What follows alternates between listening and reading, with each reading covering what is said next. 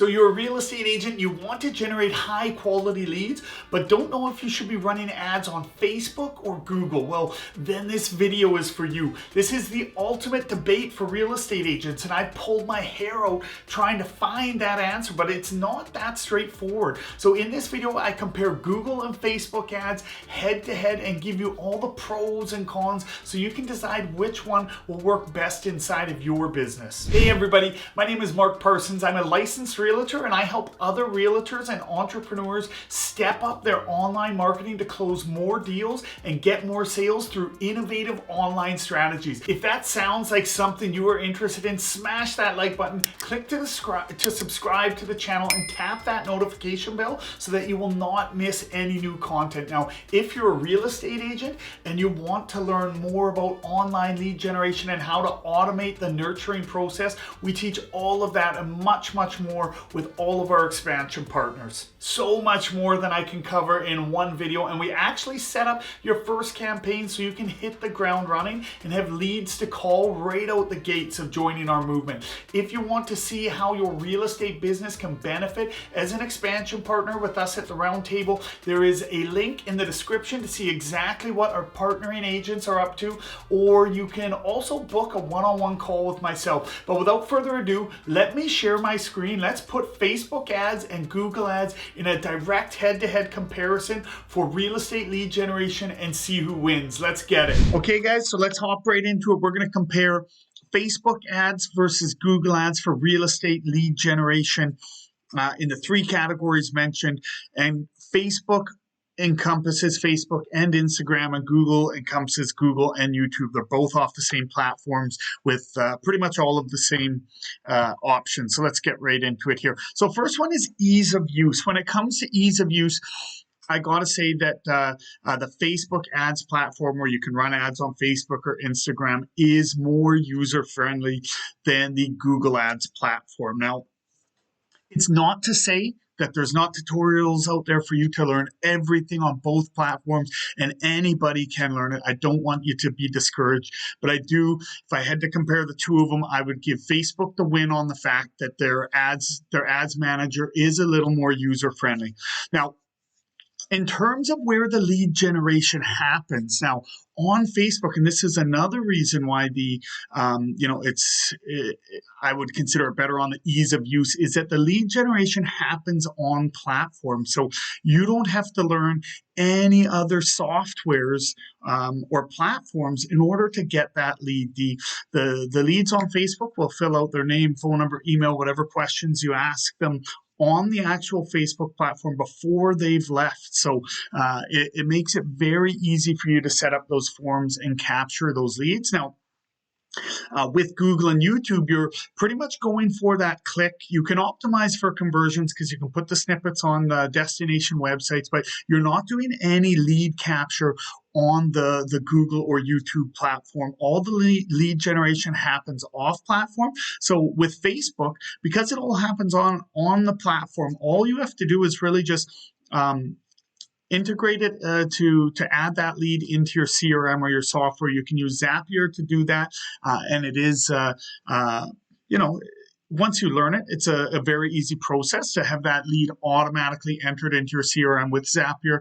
And it can also send you an email or a text, however you want to set it up. Perhaps your database will already do that when a new lead comes in, but that's all the integration required. Now with Google or YouTube, you're going to need some sort of landing page software. You're going to need some sort of form or survey software to collect the data, and then use Zapier to enter those leads into your database and let you know that you've just got a new lead. Now, depending on the front-end real estate website you have, the CRM that you're using, you may not need any of that. So this one is kind of, if you don't have the right software, you could need three different things to plug into it. But I'm with eXp Realty. We use KV Core. It's kind of the just like a Boomtown or a Commissions Inc., which I'm sure probably offer the exact same thing I'm about to talk to you about. With KV Core, you can create a landing page just log in and go to lead generation. You can create the landing page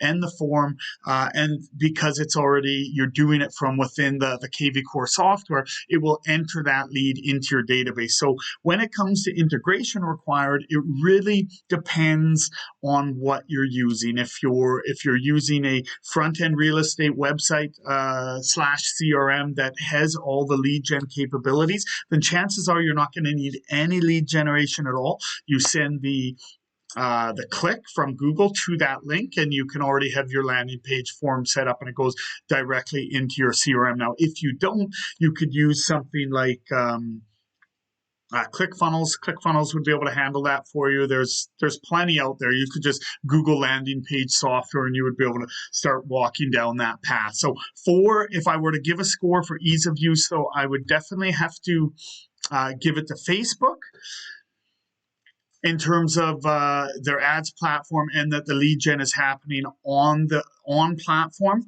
and it is minimal integration to get those leads into your database there. So the next thing we're going to look at is targeting. So with Facebook and Instagram, it's what would be called interruption or discovery marketing. And with Google or YouTube, you're looking at search or intent marketing. So there is a very big difference there.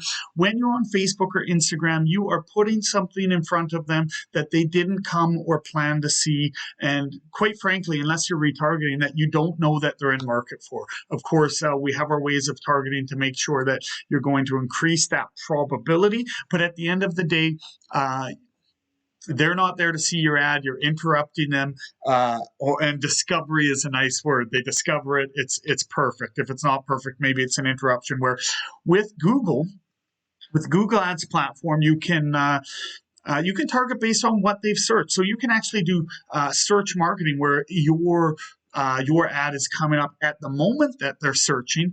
Or you can also do intent marketing where it may not be at the moment that they're searching, but you can put your ads in front of people that Google knows is already been searching for what you're about to put in front of them. So then it would be called in market. So Google already knows that they're in market based on what they've searched, what websites they've been on, what apps that they have on their phone. Of course, they can only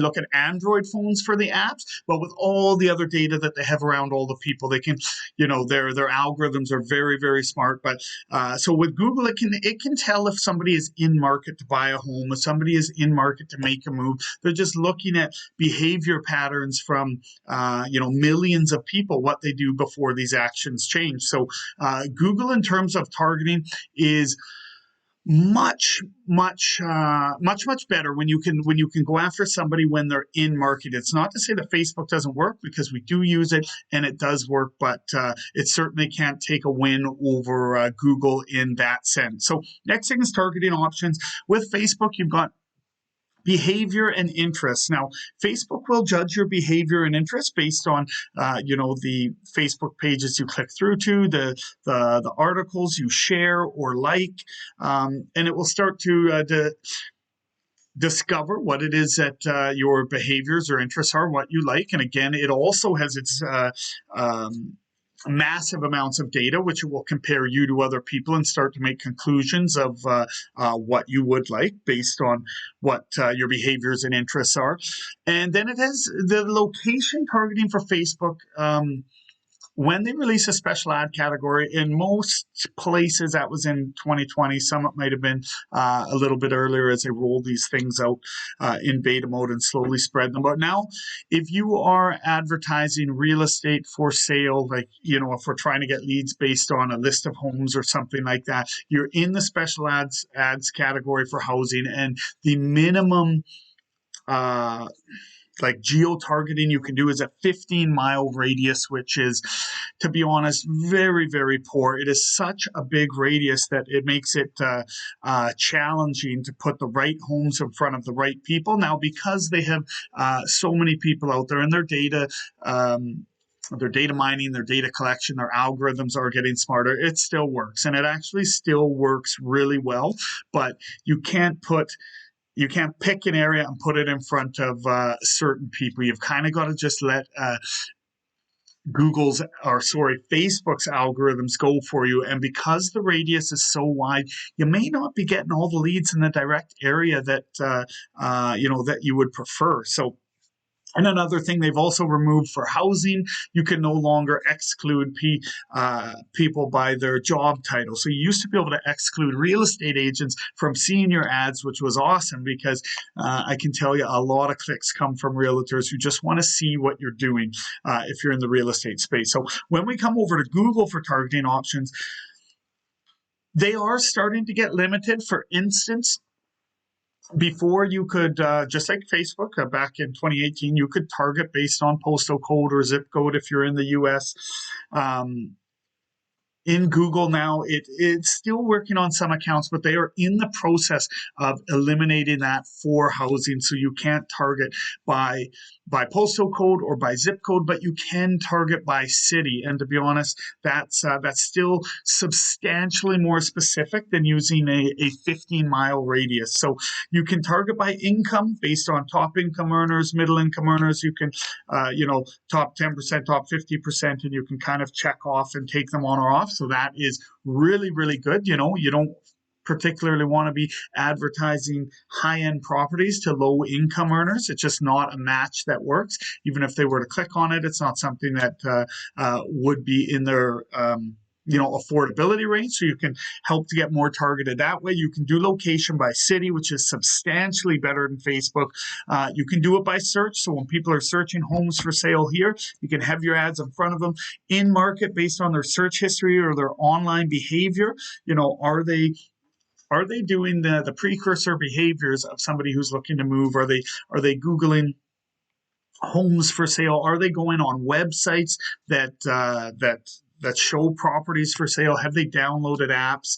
Whatever the case may be. The bottom line is, when it comes to targeting, Google is substantially better when it comes to targeting. Now, it's not to say you can't go and get a ton of leads from Facebook, because you can, but you're going to be able to target a lot better in Google in terms of the type of clients that you're looking for. Just the fact that you can get more specific on location, you can get more specific on their online behavior, and also you can target by income. Now, if you were targeting to actually sell a home, right now we're talking about getting leads for real estate.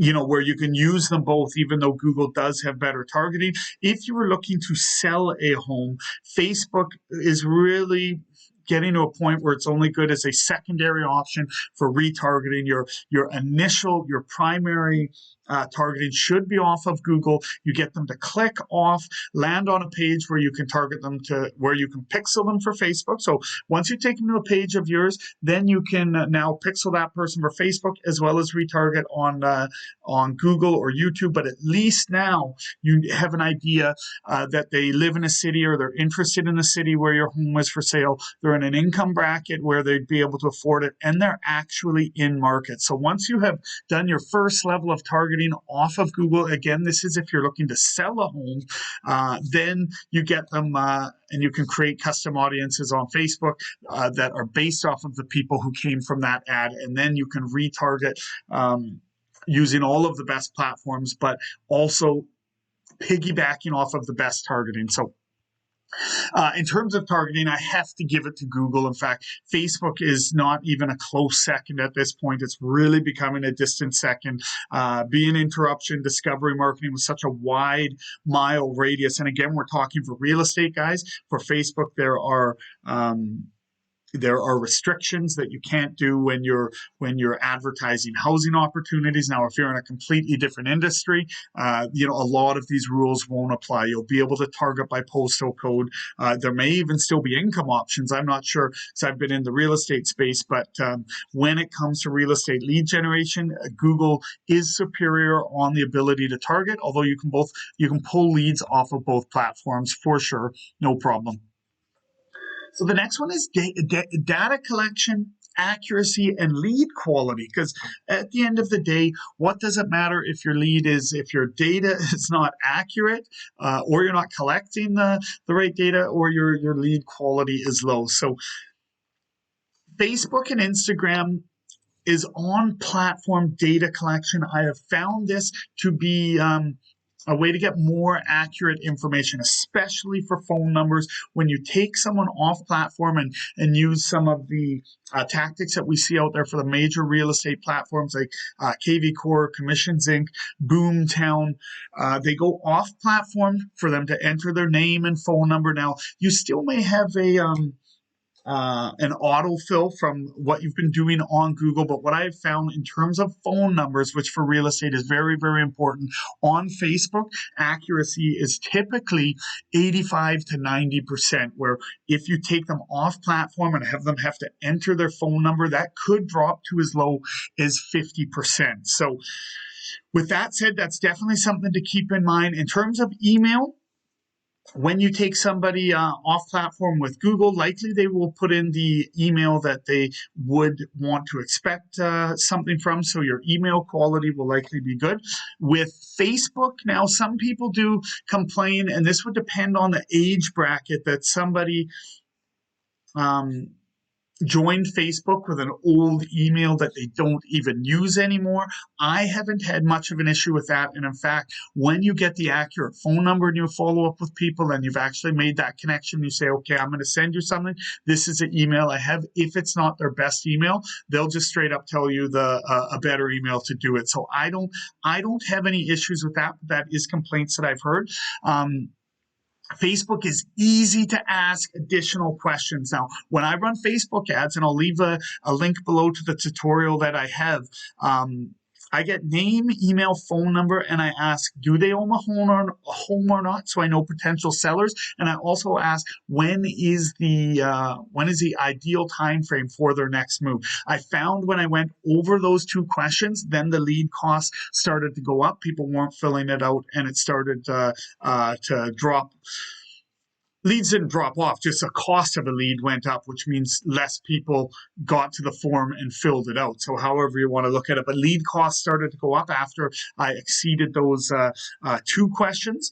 Now with Google or YouTube, you're going off platform. Now, the bottom line is, though, if you have a longer form or survey, it's not to say, oh no, I'm going to lose more leads. The more hoops you make somebody jump through, hands down, it becomes a higher quality lead. And I've seen some very effective methods using Google or YouTube where they don't ask for the name, email, the phone number and email first. They ask for it last. They ask a ton of qualifying questions along the way. And if the person gets through to the end, they'll almost always give you accurate information because they've already jumped through all those hoops. Now, that will increase your lead costs quite a bit because, but that's intentional. It's meant to ask more questions to get out the people who are looky-loos or really don't want to talk to anybody. So if I were to, compare Facebook and Google when it comes to data collection, accuracy, and lead quality,